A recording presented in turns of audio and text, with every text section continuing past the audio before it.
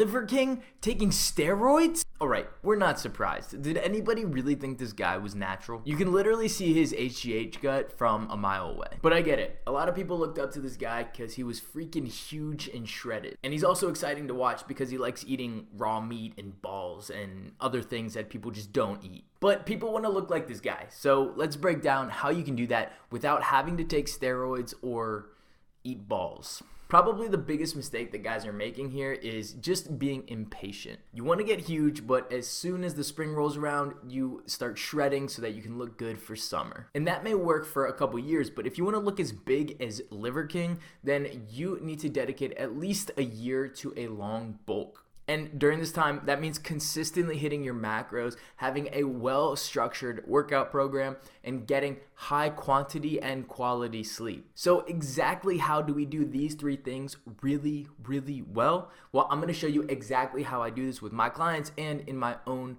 personal training and nutrition program. First, you got to calculate your nutrition. Start by using a calorie calculator like this one, and then add 500 calories to whatever it says your maintenance is. Again, this isn't perfect, but it's a good starting spot. Next, calculate your macros. 1 gram of protein per pound of body weight is more than enough, so just start there. For fats, I usually start people at about 30% of their total calories coming from fat calories, and that should be more than enough to be able to get in your amount of protein and still be comfortable. Then just allocate the rest of your calories to carbohydrates, and there you go. You've got your calories and your macros that you need to follow. In terms of your workout program, this is what I like to do. First, structure your heavy work. Your heavy work is important because that's what's going to build strength so that you can continue to increase the weight or thus the volume over time. I utilize a very basic 5-3-1 structure. You can literally go on Google, type in 5-3-1, and there's a T-Nation article that has a perfect outline of what you need to follow to get started on your strength work specifically. After that, add in hypertrophy work.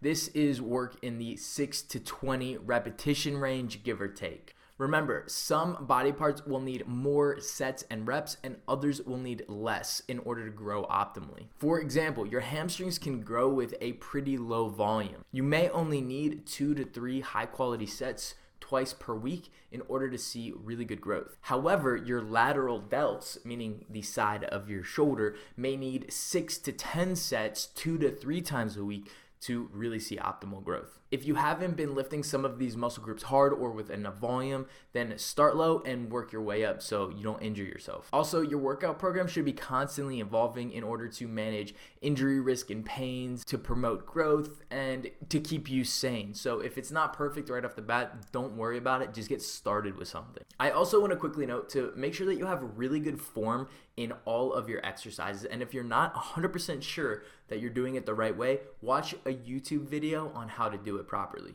Doing exercises properly isn't just about injury risk, but it's also about making sure that you are maximizing your muscle growth. Most muscles grow when you slow down during the elongated or lengthened portion of the motion. For example, this is the bottom of the bench press or the top of the tricep pushdown. And also these are the portions of the motion that people either usually speed through or they just don't do the entire full range of motion. And your sleep, bros. We know it's important, but let me reiterate. Sleep is where almost all of your recovery comes from. A lot of the neural fatigue that you get from heavy lifting is restored during that REM sleep when you're dreaming. Also, almost all of the physical recovery that you get comes in stages 3 and 4 of deep sleep. You need to get 7 to 9 hours of sleep each night, and you need to make sure that it's of high quality. That means develop a strong pre-sleep routine.